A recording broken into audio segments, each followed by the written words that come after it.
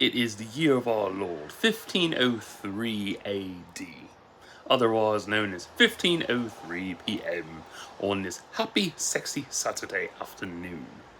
I like that shit. So, I've got 3 reviews to run off. 2 movies, 1 book. So, they're going to take about an hour, 2 hours to upload, give or take. So, first movie is 2003's Lara Croft Tomb Raider, The Cradle of Life. Yeah, I bought the Steelbook, as you saw in my Wally World haul, and I watched it recently. It was really good shit on a rewatch. Here's my thoughts. Been 21 years since I last watched this.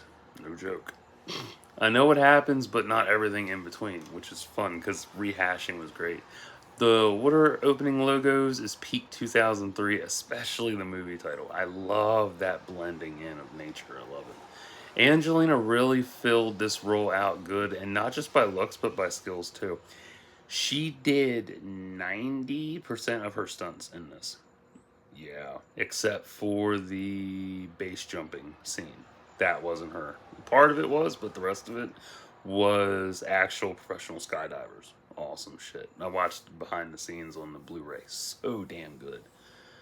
Uh, the Panasonic Tough Book looks so good for 2003, and you'd think it was brand new in 2024. Because I looked at it, I was like, that looks so good. It really did. Like, damn. I also like how not everybody is super attractive versus today's shit. Yeah, you know exactly what I mean by that. Ugh. This would have been great in D-Box given the water settings. Yeah, just the whole film in general would have been great in D-Box. Really love the cutscene aesthetic too. Like they really leaned into that cutscene layout, and I love that. And I forgot about our own stunts. That was beautiful knowing that and relearning it. Alexander's Lost Temple is beautiful even when it's being destroyed. Good digital sunset, sparring session, and range shooting too. Because she had muscle memory, because the first film only came out 2 years previous in 2001. So the muscle memory is there, the eidetic memory is there. Jonathan Rice is pretty standard villain wise, but cunning and wants to open Pandora's box, because who doesn't want to open that box? Shit. Gerald Butler in this is good too. Not to mention, it's 4 years before his iconic role in 300 in 2007. That's wild. 4 years before he did 300. Wild. Laura and Terry Sheridan's chemistry is intriguing. More on that later. Love the water wheel in the village, and the locations they visit are mesmerizing too. Like, they went all around. So good. The Terra Cottage. Dumb fucking autocorrect. Terracotta warriors look good. I wonder if they're the same ones that were used in Mummy Tomb of the Dragon Emperor. Because I've seen them terracotta statues before. But they've probably been used in numerous films and whatnot. But a good fight between Chen Lo and Laura. All the tech Laura uses has aged well and even foreshadows what would come in the following decades. Oh, yeah. The little lens over her eye for vid chat? Fucking VR. VR today. Crazy. Laura riding the dragon was pretty cool. Props to the helicopter pilot for keeping that bitch steady in the pagoda. That was impressive. Good sunrise shot in Hong Kong. Oh, wait, there was another one. Oh, no, I didn't miss it. Okay. Oh, well.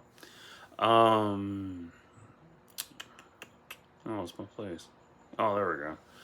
It's such a good adventure flick, and I like that. It's better than Indiana Jones, easily. Way better. Rice is right about how the world would be better off without certain people. On that, I agree. And I love Terry's Heckler and Koch G36 rifle. Haha, the wingsuits were great. But that G36, I recognized that right off the bat because I've played so many different gun games and shit. From Siphon Filter, that was my first excursion into shooters. Siphon Filter, Medal of Honor, Call of Duty, and whatever else appealed to me. But yeah, G36 is cool shit because it's interchangeable attachments and shit. Love that short makeout session. That was so good. Angelina was definitely peak sex symbol and appeal in 2003. And I love her quote of, "I'm not leaving you because I couldn't kill you. I'm leaving because I could." That's on the back of the steel book, by the way. That is cold truth. And I love the orb coming to life, too. So beautiful 21 years later. Absolutely great. Uh, Kosa was good. Love him. He looks so young in this, too. Like, damn. Like, he's ageless, but he looks so young now. Beautiful clips of her driving through Africa's plains. Africa looks great. Like, they got so many great shots of Africa. Like, wow. And Angelina's hair in this is immaculate. From the high ponytails to the braids to braided ponytail. Great shit. The Jeep Rubicon looks great too. I love that. And they even tweaked it. Yeah, because I was watching the vehicles and weapons featurette, and they tweaked the Rubicon a little bit. And they also had a mobile workshop to keep it, the bikes, the weapons, and everything else, sea-doos, all them maintenance-wise to keep them working. Yeah, it was cool stuff. And the director, Jan de Bont, he was impressed by Angelina's willingness to do all her stunts.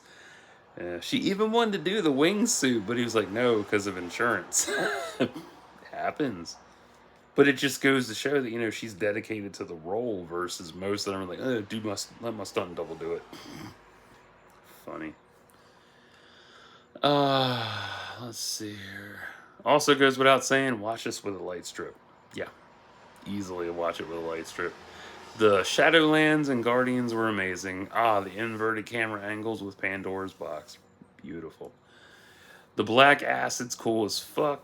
Reese melting in the acid was wicked. Oh my.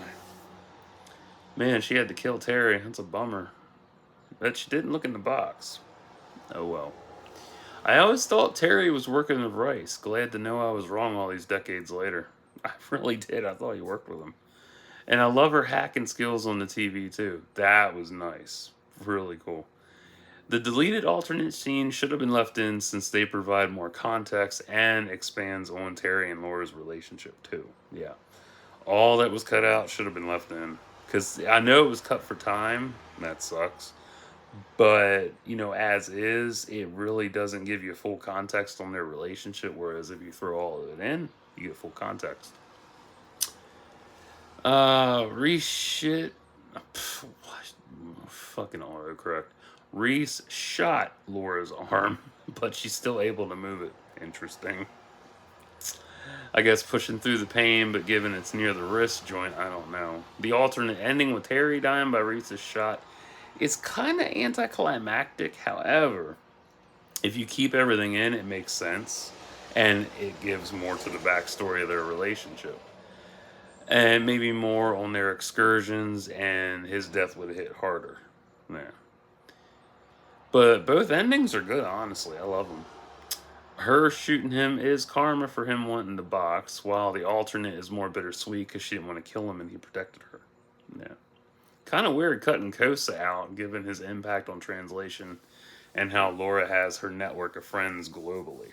Yeah, she has that global network, so like, why cut him out so soon? I'm glad this ended as a duology versus a trilogy. Very glad about that. This is the format the current CBM should follow, but never will. Oh, so dumb, dumb, dumb. It's a perfect 2-film deal that came out at the right time in the right decade. Yeah. I'd say this is better than the 2018 reboot, and that's not biased at all. I've seen the 2018 reboot. I liked it. But this has better pacing and feels like a game movie, and I love that feel. It aged so well for me. Like, it really fucking aged. I'm surprised. Jan did well directing, and Angelina pulled the role off good. The biggest thing in this was not needing to sexualize her. Like, minus the makeout session, there's no body panning shots or stupid innuendo. They both took the role and direction seriously for the sequel. And it reminds me of her interview in Rolling Stone. This popped up. I forgot about this shit. I don't know if it was for this or something else, but I remember the guy interviewing her said she was in a bed sheet, fresh out the shower, and the sheet was molding to her in a sensual manner. And I forgot about that. Like, damn. And how do I score this? 11 out of 10. This is good shit. With everything added in, and that's swapping endings too. Like, you can swap the endings easily. Because they work both ways. Good rewatch. Proud to own this. So, you never seen this movie? You definitely should rewatch it. It's a refresher. It's really refreshing. Holy shit. But if you don't care for Angelina Jolie, for whatever fucking reason that could be, if you don't like Lara Croft, you don't like Tomb Raider, you hate video game movie adaptations, well, you're SOL, man. So, on to the next.